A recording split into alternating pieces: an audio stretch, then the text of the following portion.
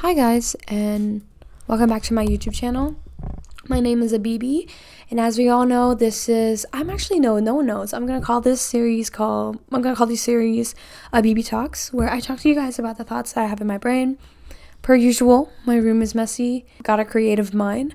Anyways, today I wanted to talk about connections, because connections truly speak volumes about who you are as an individual and how you choose to embrace your personality.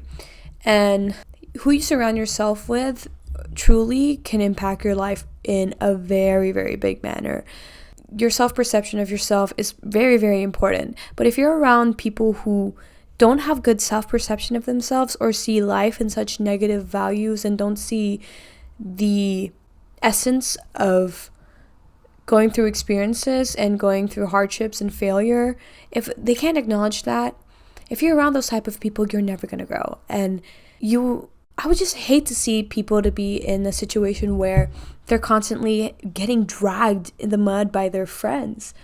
Romantic partners in this sense are way more impactful than friends, because so many people change for their romantic partners. And speaking from experience, I'm going to say I think there's been a lot of times where I feel very secure in friendship relationships and I never really get insecure, and I'm very confident in that aspect.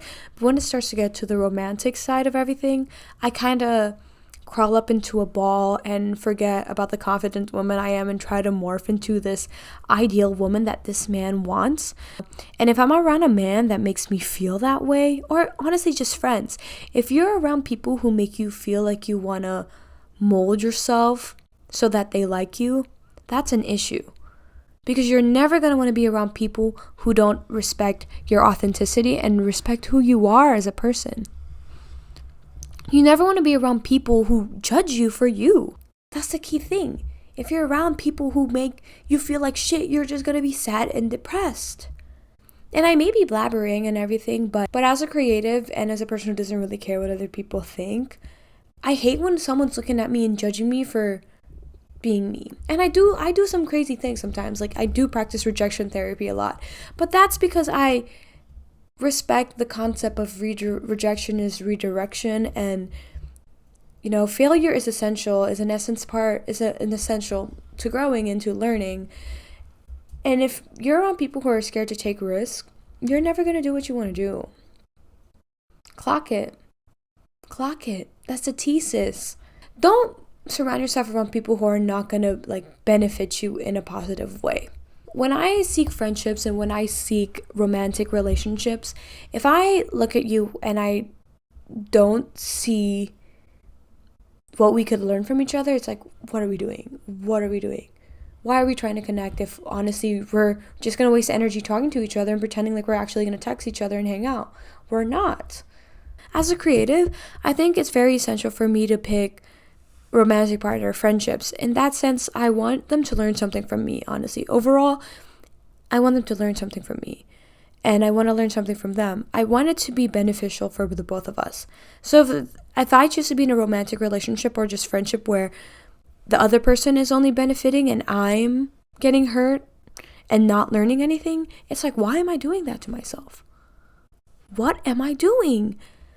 And I see so many people who do this, who accept mud and accept the bare minimum, and it's just like, why are you doing that?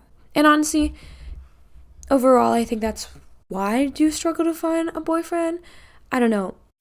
I think it's just like a lot of the situations is where I try to interact with men, but a lot of men put me on a pedestal, or they're just very, very intimidated by me. And I don't know how to fix this, but I think it's a good thing, because it keeps the men who are insecure and gonna drag me down away. Because if you can't be with a bad bitch, don't try to pursue a bad bitch, And that's why no one tries to pursue me. Clock it. And it's like when people tell me, you're too cool for me. Babe, what the fuck does that mean? I'm too cool for you? Girl, honestly, for a while, I think 2 guys told that to me in the span of a month, and I crashed out. But now that I think about it, I just truly have to embrace that I am a creative and I genuinely do love these things. So in terms of connections, it's kind of hard to find people like that. But honestly, I think it just weeds out the people who can't handle my positive energy. Anyways, I kind of went off track. I'm not even gonna lie, but that's all I'm saying. It's very crucial. I think choosing your romantic partner is honestly way more important. But don't choose to be in connections with people who drag you down and who judge you for being you. Never morph yourself into a mold for someone else, because when something's imperfect, wait, that's not the phrase. But if you try to shape something, if you try to reorder something into something it's not, it's gonna break. And at the end of the day, no one's gonna want that. No one's gonna want to be with someone who's fake and not authentic. And some people do. Some people do want to be with that. Some people like to be with people who aren't authentic, but that's only because they can control you. And you never want to be in a situation where you do not have full control over who you are as an individual and who you choose to be.